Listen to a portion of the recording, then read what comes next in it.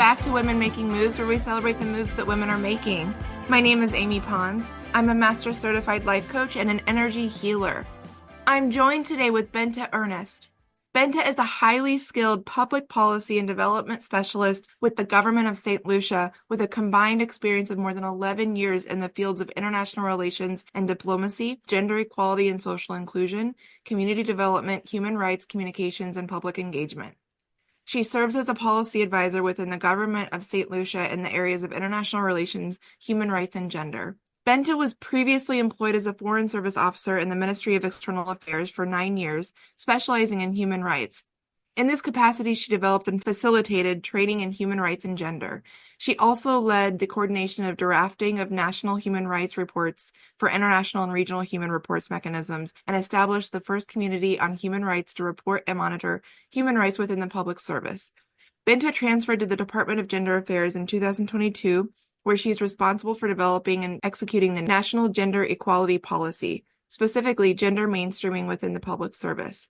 In this capacity, she coordinates the National Gender Focal Point System across 24 government ministries, departments, and agencies, led the development and inclusion of gender and human rights training in the Public Service Training Manual, and also leads on initiatives focused on the strengthening of the national legal framework to support gender equality.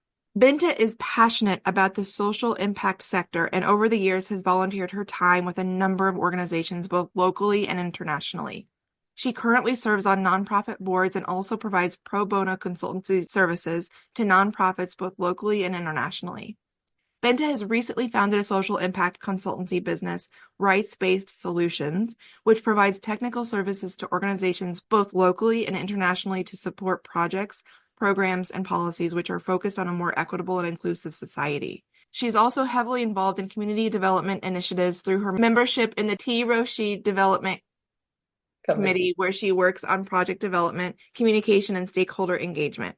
In her leisure time, Bynta partakes in health and fitness activities and can boast as being one of the few people to have completed the Round the Island Challenge Walk in 2020. Bynta, welcome! Thank you, Amy. Welcome, welcome, welcome. Thank you for welcoming me to this amazing podcast. What's the Round the Island Challenge Walk? Okay, the Round the Island Challenge Walk. We are 238 square miles in Saint Lucia, right? Saint Lucia. It's a small island, but very mountainous. So the Round the Island Challenge is literally a challenge for fitness enthusiasts who actually complete a walk around the island in 24 hours. That means we don't sleep. We just drink water, rest, change clothing, and then you continue walking throughout the night until the morning. So I did this in 2020. That was my second attempt. First attempt I didn't complete it. Second attempt I did. Lost a couple of toenails, I told people, but it was worth it. I was like the second lady or woman to actually complete the walk.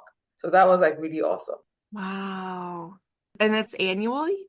If anyone could join the walk, because you do it as far as you can go. We started at 6 o'clock in the evening, and I think we could have had maybe like 50 or maybe around 100 people, but not everyone completes the walk because it can be very grueling, climbing hills, and when the daylight comes is the challenge with the sun, and your body's sore, and so.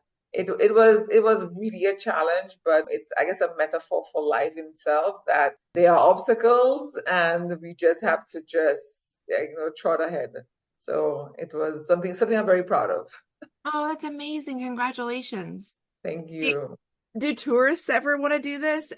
Well, we've had a few people, the Peace Corps who are in St. Lucia, who have said, but we want to actually commercialize it and try to make it at least a regional thing, or make it working with the tourist board in St. Lucia to make it part of an activity that tourists can take part in. So we are in the process of doing that.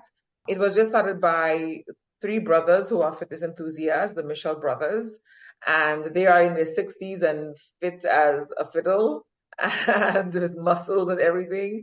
So they started off, and obviously they're getting older, but they want to keep that legacy. And I am very much interested in it as well, because I'm also a fitness enthusiast as well. Yay! Oh, that's incredible. I could see someone, probably me, coming to visit St. Lucia and be like, oh, a walk around the island. That sounds fun. and not at all understanding what the depths of that means. No, So it's a lot. yeah, I trust you. I'm not a fitness enthusiast. I'm gonna go ahead and claim it. So I'm gonna watch you. I'll be along the route, like cheering. Yes, give me Okay. water and give me Okay. like energy bars to make Okay. it through. Yes, we need these people as well. Okay. Without them, you can't make it. You need the cheerleaders along the way. So let's make a deal. The next time you do it, I'll be there. Okay, all right. All right. I'm in. I'm in. So I love the name and congratulations. I'm so happy for you of paving the way. One of the things that you know is very near and dear to my work and my heart is working in the US to combat workplace psychological abuse. And I feel, I personally feel that the root of this is because we're still in an average workplace, we're still rooted in the systems of white supremacy, patriarchy, colonialism, capitalism that thrive on maintaining power and control over others. And so with that in mind, when I read the name of your business, rights-based solutions, that floors me because it's right there in the name. Like you're starting with human rights and then approaching a problem. Today, we're like, I feel, and this is based on my experience in corporate America, it wasn't even about the humans. Like it was literally, we would sit down and we'd be like, okay, how many people is this really big problem going to impact? And if it was less than 80%, we wouldn't do anything about it. For me, human rights are at the center of everything I do. Yeah. And Yeah. even before I became trained in human rights, it was just something I am just someone who's sort of drawn to people Mm. and someone who believes that everybody needs to be heard and everyone needs to be respected, irrespective of age. And I think that has also been something in through my secondary school, being the one that's actually challenging when I find there's unfair policy or unfair treatment of students. So Mm. this has been at the center of who I am and the work I did as a teenager with leading organizations, national trust and protecting the environment and teaching young people about the environment. So this has been at the core of who I am. I was a history student as well, so I did know Caribbean history and European history was taught when I went to community college. So I am steeped in the knowledge of where I am as a country, as a former colony of Europe, of France and England. So I have a knowledge and it's just something I might eat. So when I became trained in human rights, I like, yo, this is where I have to be. This is my space. But I didn't get my studies in human rights. I did it when I was at the Ministry of the Foreign Affairs in Saint Lucia. So having all this knowledge over all these years, I felt that anything that we do in government, when I saw our policies, when I saw anything that we had to do, human beings and rights needs to be at the center of it. We can't find solutions to the problems that we're facing just looking at it from either a business case point of view or looking at it based on numbers, as you were saying, and say, oh, it's not going to affect X amount of people. Everything that we do in this world, I think it's rights based. As you just say, I'm recently a former colony, only in 1979 we became independent in St. Lucia. And we are still very cultured in colonial ideology. And you mentioned power over. And this is exactly how we operate within the service. There's a lot of power over, there's a lot of staunch and strict hierarchy. And this in itself, with the wrong people at the top of the hierarchy, this is where it becomes a problem. And this is where the rights of workers are actually compromised. And so this is, again, in the workplace, I have experienced workplace violence, psychological violence, so I know what it is. And working in the field of human rights and gender work, I wouldn't be me if I were to keep quiet about it and not actually find ways to tackle it. So rights-based solutions was born out of who I am in terms of my ethos, as well as seeing that there's also a dearth of expertise within the social impact space in St. Lucia. There are a few people on their own doing their own consultancies, but I think in terms of having a proper centralized agency, that was lacking. And here I am. And I decided to create this. And it is, as I was saying a little bit earlier, it is about reclaiming also my autonomy in terms of my career path and doing what I love and doing more than what I can do within the setting that I'm currently in. Yes. Thank you for sharing that. And it's so interesting that you bring up the term business case. I can attest to in corporate America when anything was coming up to be prioritized, whether it be a project or any kind of work, we were to do a business case. And the business case was all about how much will this cost and how much will this yield over, the first year, 3 years, 5 years, 10 years. One time I submitted a business case and every field was because it's the right thing to do for humanity. I put that in every field and I went to this, of course, all mid-aged white men panel of, making decisions. And they looked at me like I had lost my damn mind. Yes. Okay. And one of them, I do give him credit for this. One of them took me aside and I did get into the numbers just verbally, but I wanted to make the point. It's the right thing to do for humanity. I just kept saying that and they were real frustrated with me. And my boss was sitting in a corner crying. One took me aside and he was like, listen, I hear you. And he was like, here's how business works. And I was like, oh, thanks so much for mansplaining that to me. But it's not that I don't understand that. It's not like I'm sitting here being like, well, I know that we can work on something that costs $1 million and yield $0, but because it's the right thing to do for humanity. I know that's not how business works in America, which is what I was saying earlier about the deep-rooted systems that it's rooted in. My point was, what if we were to carve out an experiment and said, what if we did do something that cost $1 million and yielded $0? And by the way, the piece that's the right thing to do for humanity is making sure, from an accessibility standpoint, everyone can access the products and services brought forth by the company, not just fully able-bodied people. That's an example of the right thing to do for humanity. So anyway, have you seen, for instance, in the work that you are kicking off, what would you say to that full panel of mid-aged white men that really don't get it and that are only caring about the dollars? Is that a conversation you'll even entertain? Or again, I do get it. If we were to not care about money at all, which I'm not suggesting, by the way, but there are people's livelihoods, staff at stake if there's not the profit coming back in. But at the same time, what's the equilibrium? What's the meeting in the middle where you can care about both? Well, you can. The fact that we have to make financial justifications for doing the right thing, I know it's how it is. That's problem number one. Yes, I did that's how I started my human rights training, was in Geneva. I was on a 3-month fellowship in Geneva. And then I went over to the WTO. So I left, my friend invited me to go to the WTO to speak to a friend of hers because I was at the Human Rights Council. And this guy, Peter, told me, oh, I said, what do you do? I said, well, I do human rights. He said, human rights. Because he was WTO, and that's where the money and trade and everything is. He's like, okay, human rights.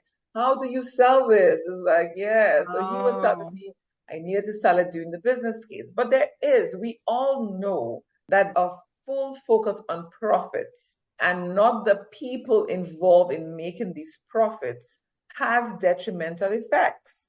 If we are focused solely on maximizing profits and making billionaires more billionaires and ignoring the people who are making these billionaires, we don't think about their mental health, their physical health, everything, there are consequences. Right now, what I am seeing is a major, major gap between middle class, and middle class doesn't really exist anymore. Even in Saint Lucia, the middle class is overtaxed. I'm a middle class person on paper. And I am the one who is severely taxed, right? Then you have the persons below, quote unquote, below, not the ones taxed because of the money that they make. But because we are focused solely on this, we have such gaps between the classes, quote unquote, I use that terms very loosely. We have such gaps, then what we have in the region is a major crime and gun problem. So whilst we are doing well with our GDP, we tout our GDP because we are heavily dependent on tourism and we're doing well with tourism. There are also lots of people where this money is not trickling down to. And we see the spill-off effects being that the gaps are wide and there are people who are eating quite well and there are people who are really, really hungry. And people who are hungry are desperate. Through desperation, there is crime. So whilst we want to tout GDP, we want to tout the dollars, we have to understand that by ignoring the people who this so-called GDP is supposed to affect, and by ignoring the people who contribute to the success and the GDPs, we are suffering. So there is a business case, but the fact that we have to sit down and write and justify why we should take care of people is the sad part. For example, in Saint Lucia, I said, very highly dependent on tourism. What has happened is that people do make more money, but people work odd hours. We have a very inconsistent public transportation system.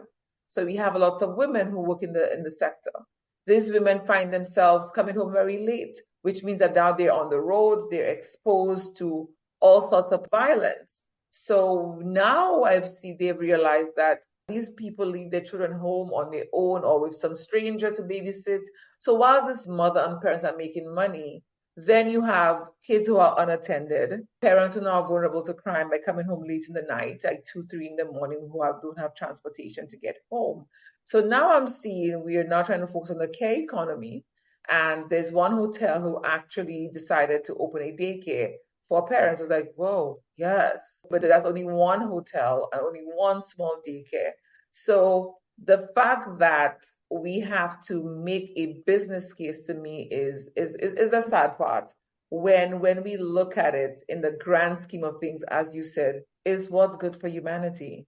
Because by ignoring people's rights, by ignoring people's needs, by ignoring the people and what they need to survive, doesn't matter how much money you have, you will have unsafe communities. You'll have communities of people, they can't go to work because they can't deal with the mental pressure. We're not safe anymore because there's lots of crime and lots of drugs. So that is the case that we should be looking at. And I just find it's very sad that we have to justify it. But I do appreciate your attempt by telling them, and yeah, it's for the good of humanity. That's something I think I'll preface a lot of my stuff when people ask for, yeah, it's for the good of humanity. We'll get to the justification after, but the main justification is it's for the good of humanity. I should caveat that with I was barred from the prioritization meeting for a very long time. I was not welcome back. Rebels Yes. always, there are consequences to rebel behavior. And this way, and yes, there are always consequences. And we all you know what? that. But at some point we have to take a stand, right? You know what? I took it. I was like, fine. It's like a badge of honor. I knew that was one of the many moments that I was shifting back Yes. into my true essence, is that when I knew that I was going to be exiting corporate at some point, because I'm like, oh, this ain't it. I need to be out here doing something else. But I love what you're saying so much, because it might be as simple as the decision makers saying, hey, how much is this going to cost? But also, what is the impact to humanity? Like, what if they just ask both questions instead of that could be just the starting point. And that starts a conversation and lets everybody know that we're actually talking about the people. Because I love what you said about, let's say that, and I've seen this in the US, since the start of the pandemic, there has been the mass exodus of women in the workplace specifically, because over pandemic in the US, like a lot of other places, but I'm just speaking from where I know, women were disproportionately impacted because kids were home, everybody was home, and it was still on the women. And so we saw, I don't know if you heard this term, but here we called it the Great Resignation of women leaving the workplace. So here's the deal. What happens when we get to the point where, to your point, we have no people to like do the work, and the leadership is all just looking at each other like, who's gonna do all this? What's the point? They're not going to do the work. They're just going to close, get their payout, and move on to the next. Yeah. So I got a little spicy. I'm getting a little spicy. Yeah, it's a mind shift. I think in the circles here, being a smaller society that actually depends heavily on development aid. The development aid comes with conditions. Mm. So add in gender, make sure it's rights-based. So there is a shift happening. However, I still think it's very performative because we're doing it because it's a requirement, but it hasn't really seeped into our culture. And it's quite evident from the stark hierarchies that we do have within the service. I always tell them I don't believe in hierarchies. I don't care what grade I'm at. I'm on the same level with you. You may have more experience in terms of years or subject matter than me, and I will respect your experience in that regard. I will respect your position as well. But in the same light, I come with lots of experience too. I come with a lot of expertise as well. So I don't believe in these stark hierarchies. I believe in flat. We're all adults in the workspace. And I think as adults in the workspace, we all bring something, whether it's a secretary to the driver, everyone comes with the same respect. And when we view people in that manner, I think that's when the shift happens. But for many people, the shift doesn't happen because what I've also experienced is that a lot of people within these positions do not get the necessary training. They're not au courant, as we say a lot, with what's happening, what's the change in lingo, what is the new knowledge coming in the field, especially HR. Our HR aspect where I work is basic time off, sick leave, casual leave. It's an appraisal, you get the promotion, you move up one step. There is no knowledge gaining in what the new discussions on HR are. What do we need to do? What case studies do I have to look at to actually make things better?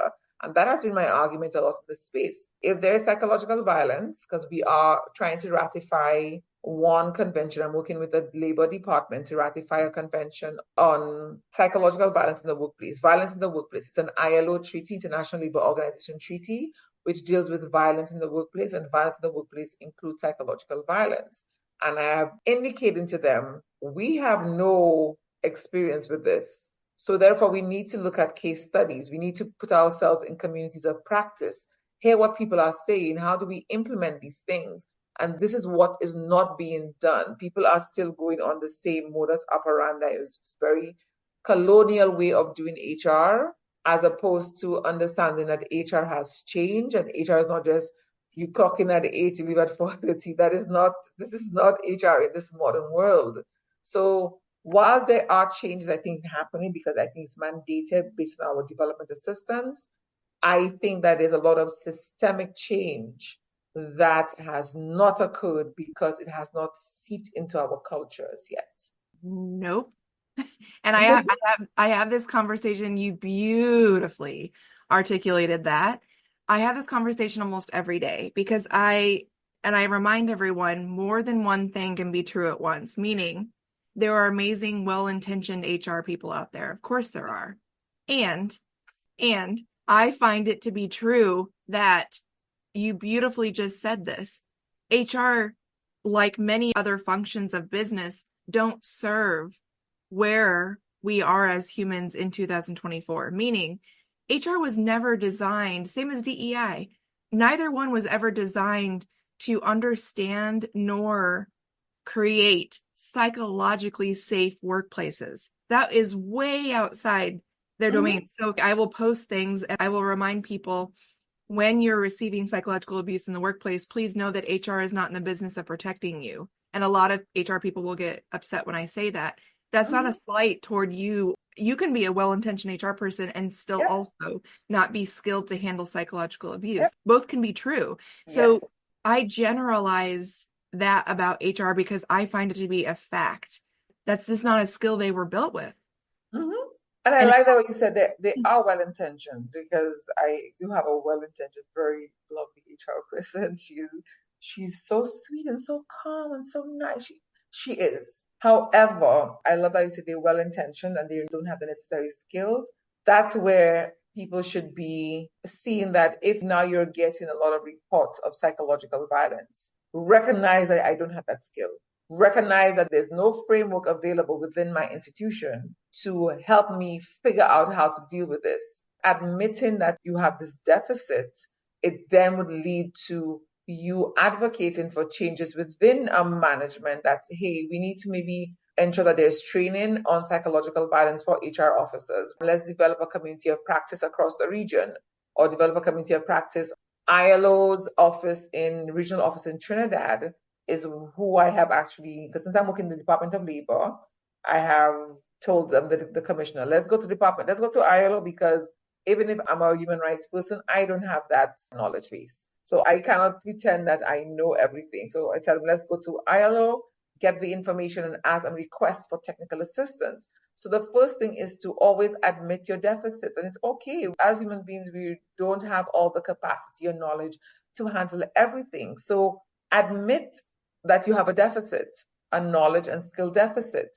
And if we realize that this knowledge and skills are pertinent to the well-being of the people that you supervise or you're supposed to be taking care of, if each HR officer within our ministries realize that and advocate for that, then the changes can happen. Because again, very colonial. Change does not really happen from the bottom. The change happens from the top. It's only when you convince someone at the top does any change happen. No matter how much at the bottom you scream, it doesn't happen. I faced sexual harassment a couple of years ago, and I had to be my own advocate because I had to be, again, the rough and tough person that I am. At times when I defend myself, nothing happened. I wrote an entire memo and there's nothing that happened. So this is where HR be like, I don't know how to deal with this. Admit your deficit. And I really recognize people and respect people who admit that I don't know. I just don't know what to do. Do you have suggestions? Where can I find the resources? Because although I am not highly ranked in the hierarchy, I have a skill set and knowledge base that very few people have within the space that I work in. And it's okay to seek guidance and assistance from those who are quote unquote below you. So that's where I do agree. We have very well-intentioned HR, but I need people to also be open and honest with themselves and recognize what deficits that they do have. Because if you are in a business of helping people and you realize you have not been able to help somebody who's facing psychological violence, which cannot be physically pointed at, you need to take some stock of your own self and see where you need to improve upon to help the people that you say that you're serving. Ooh, y'all hear that? That's why you need Bynta to consult for you at your organization. Yeah? Okay. Thank you so much for that. Besides this amazing rights-based solutions that you're kicking off, what other moves are you excited to be making right now? I'm a public servant, right? But I have been dabbling in consultancy quite a bit. Before I established rights-based solutions, I know for sure there are limitations to working within any organization, whether it's public sector or private sector. And there are limitations to what I can work on as a public sector professional. So rights-based solutions was try and find other ways to utilize my skills and knowledge. And then rights-based solutions came about. But what I'm also doing is, as I said, always identify your deficits. And because a lot of social impact work, especially in the Caribbean, happens via projects, I'm doing a master's in project management as we speak, which is, oh my God, it's taking a lot of me, but I am doing that long distance with Universidad para la Cooperación Internacional in Costa Rica through the OAS. And what I'm very excited about right now, because as you read in my bio, we did have an agreement to get training for public servants in the public service training manual.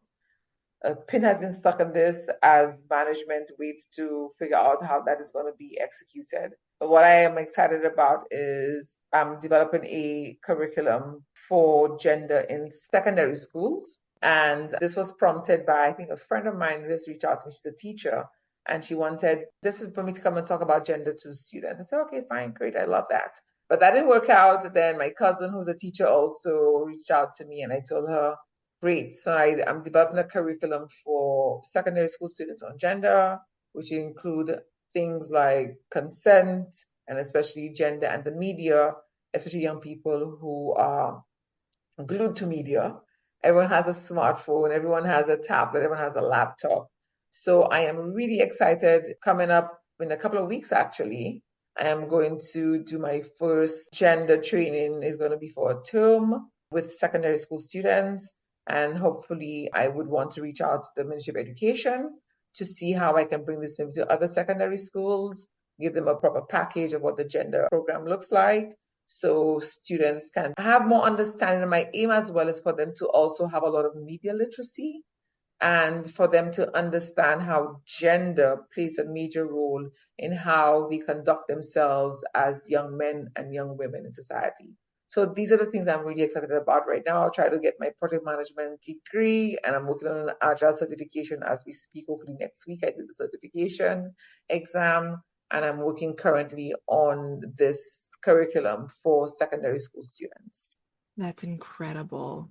There's so many things that happen in our young lives. I think of young women and the course of our life cycle, meaning like our first period, all of our firsts. There's not really like a bridge into any of those necessarily, unless you have a great either education through your school or your family, or you have someone to tell you.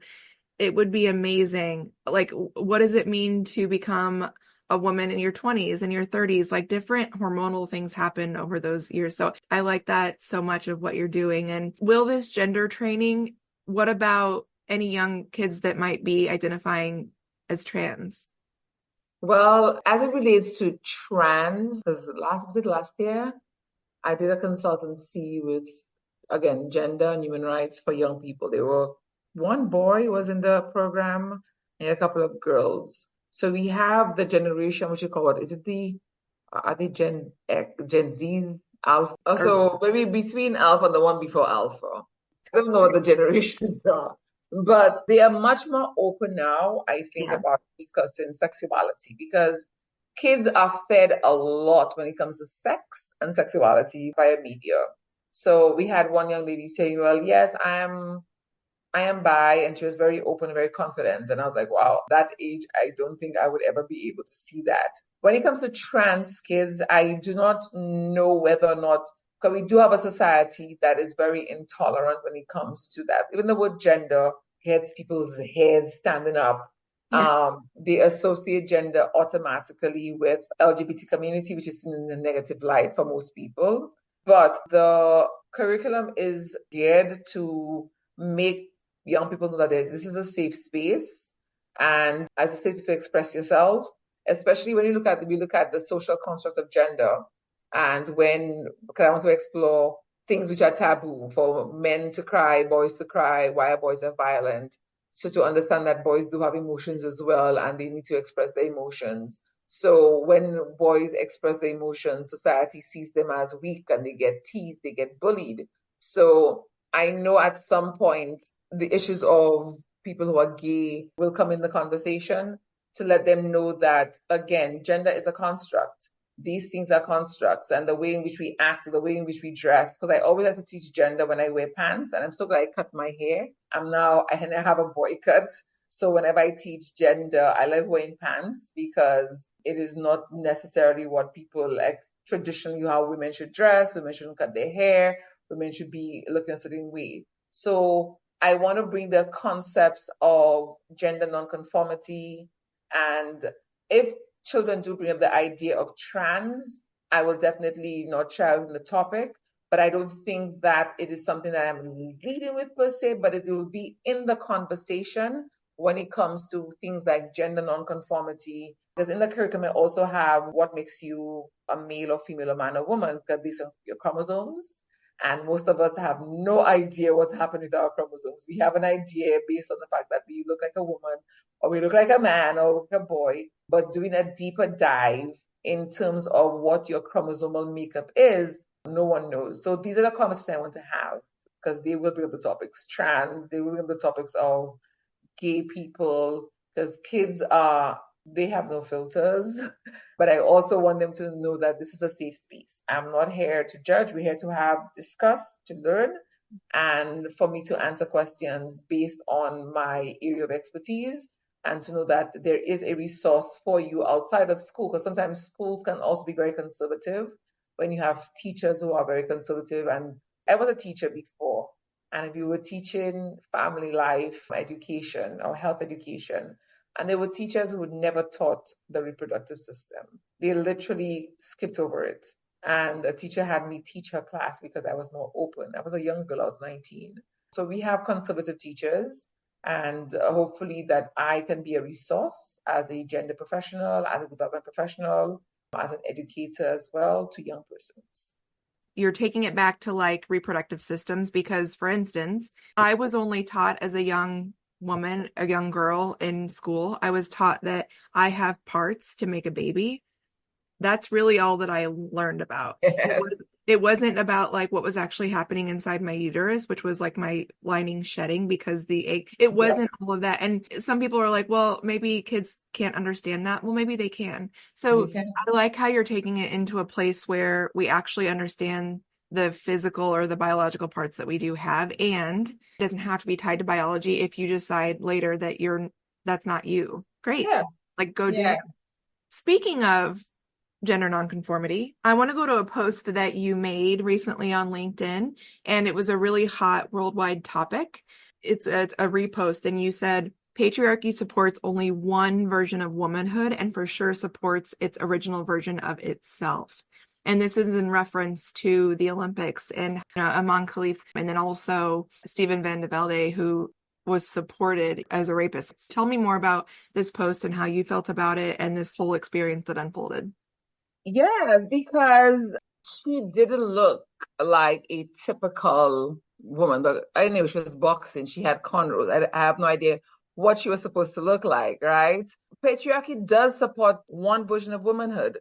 I remember when I first cut my hair, I was like 1920, and this man told me, "Why did you cut your hair? Women are not supposed to cut their hair. We have to cater. Patriarchy wants us to cater to it. And heterosexual men, we have to cater to it in every facet. I can't be too muscular because I don't have this sweetie high pitched voice, and my voice is a little bit raspy. So there are things that patriarchy wants us as women. We have to cater to patriarchy, and it must be only a version. I have to be this viral term now, demure, cutesy. This is how I have to be to patriarchy. It's only one version, and it loves its original Its version as original version. well. Its Yep. original version is white masculine. So this is what patriarchy does. And for us, living in a country that is predominantly Black, we do have white, we do have Indian people, but we predominantly of Afro origin, we also cater to patriarchy as well because we will find women and men as well supporting so many things in patriarchy, but a lot of people have not done the deep dive into what gender and patriarchy and understand that these are just social constructs. They are just social constructs. And I am one of those in the space that I am, which is kind of conservative. I call it kind of because we have non-conservative parts of us as well, very non-conservative with Carnival. But the viewpoint I normally bring is not really the mainstream.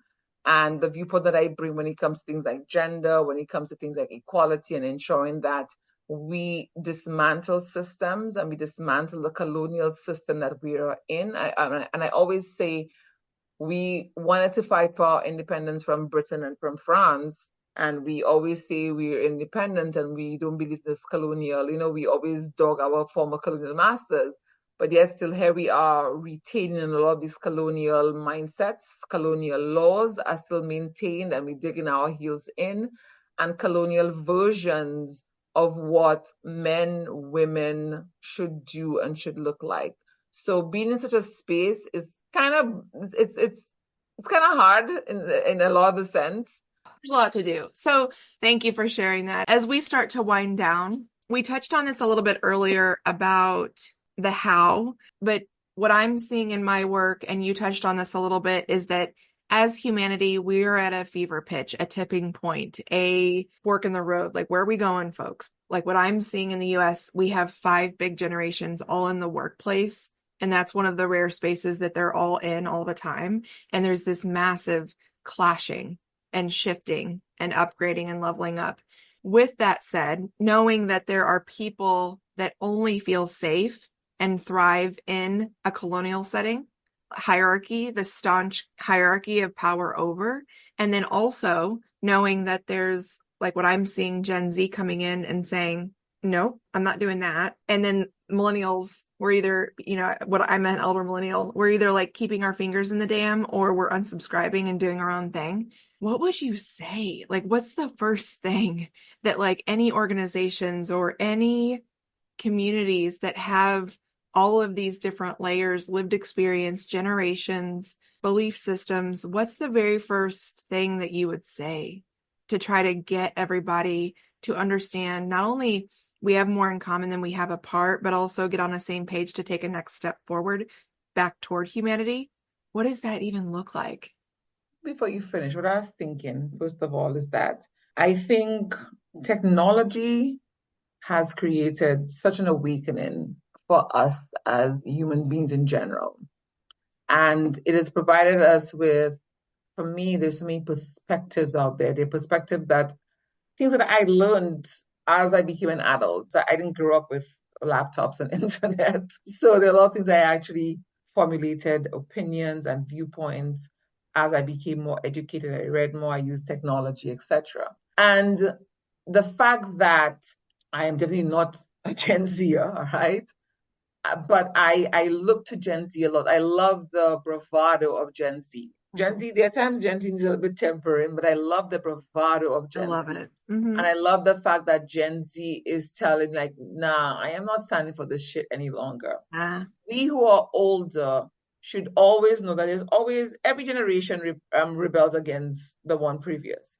We all. So what happens is with older generations, they come in, and because they have in the spot that they're comfortable in, we look down at people who rebel against the establishment, who have opinions. And that's something I would encourage persons not to do, older generations not to do. We've all rebelled. You look at the music, you look at the way they dress. And I think it has to start with leadership that is enlightened, leadership that is more looking at servant leadership. So I think servant leadership is so important in the world that we live in, because you will find people who are going to resist. You will find people who don't want change. You will find people who are craving for change. But we cannot exist in a world where leaders think that because you're a manager, you know all, you have all the information, you see all. We need to cultivate more empathetic leaders, more servant leaders.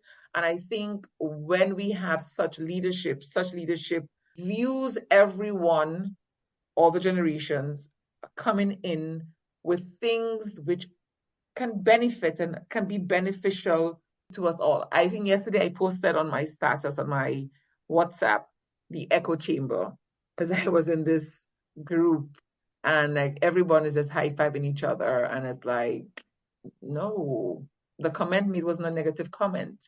And everyone is just high-fiving each other. I believe there's an echo chamber. And I think that if we have leaders who are only listening to persons who are cultured in their time, cultured when they were grew up when they grew up, you will be in an echo chamber, and there will not be the change that we want to see. I think it's so important to have everyone on board, and everyone comes with something. And I think when you are somebody who is enlightened as a leader, and you just are enlightened and you come to serve the organization, you come to serve the people you manage, you are much more all inviting and all encompassing. It becomes easy. right. I love what you're saying. It just starts with a conversation and openness of where everyone's coming from and that safe space.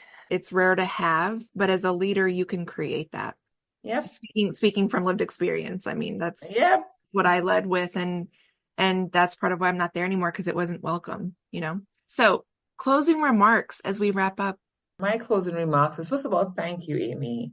I met you in the most random way, I guess, through the violence in the workplace. And I'm also working on that on a national legislative end. And I think I kind of encountered you in a moment in my life where I knew for sure of what I'm encountering within my workspace as well. And sometimes we just need people to validate our own worth, because sometimes we don't even validate our own worth as well. And you were able to do that. So I want to just thank you for that. And you have no idea. I'm so thankful. And thank you for giving me this space and this platform. I know for sure I've seen your guests. I'm the little island girl who came up on the podcast. This is my first podcast. So it's big. So I wanted to say thank you and give you your kudos to what you're doing, because psychological health is so important and mental health is so important, and you're doing a good thing. So my closing remarks is that I hope to have more encounters with you. And as you told me the first time we met each other, is speak everything to reality as it is already in existence. So rights-based solutions, recently I will be launching soon. So I'm speaking life, I'm speaking positivity into its development and into its trajectory. And I'm just thankful. Today is a good day, and I am so thankful. Thank you, Bynta. Thank you very much, Amy.